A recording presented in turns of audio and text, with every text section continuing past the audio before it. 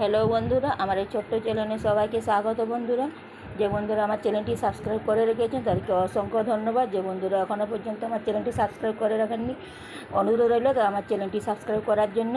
দেখুন বন্ধুরা, আজকের আমার রেসিপি মাটন কারি। আমি এখানে 750 গ্রাম মাটন নিয়েছি, আর এখানে আমি 75 গ্রাম তেল দিয়ে দিচ্ছি, সরষের তেল। আজকে আমি রান্নাটা সরষের তেলেই করব, যেহেতু তো মাটন কিন্তু সরষের তেলে রান্নাটা খুব ভালো হয়, খেতে টেস্টি হয়। আর একটা তেজপাতায় মাঝখান দিয়ে কেটে আমি তেলের মধ্যে দিয়ে দিয়েছি, আর দিয়ে দিচ্ছি দুটো এলাচ আর এক টুকরো দারচিনি।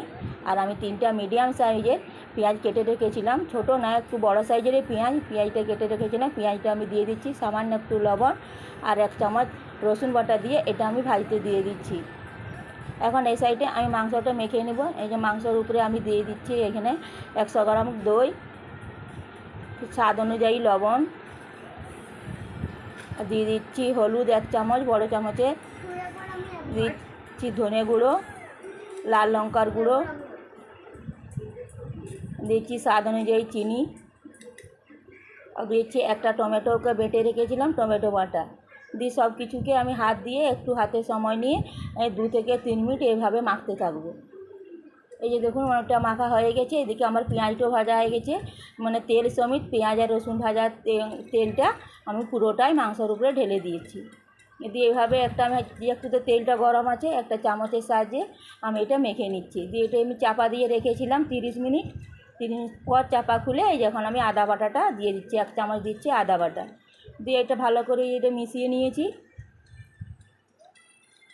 আমার এই যে মেশানো হয়ে গেছে।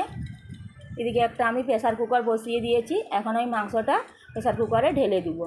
এটা আমি জল দেবো না একটুকুনো। এখন দিয়ে দিচ্ছি 2টো মিডিয়াম সাইজের আলু কেটে রেখেছিলাম, আলুটাও আমি দিয়ে দিচ্ছি।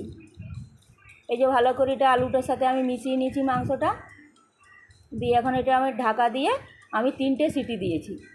এই যে ঢাকাটা খুলে আবার একটু আমি নেড়ে নিলাম, একটু চামচ দিয়ে নেড়ে চেড়ে আমি আবারও এটা বন্ধ করে দিয়ে আবারও 3টে সিটি দিয়ে দিব। মোট আমি 6টা সিটি দিচ্ছি।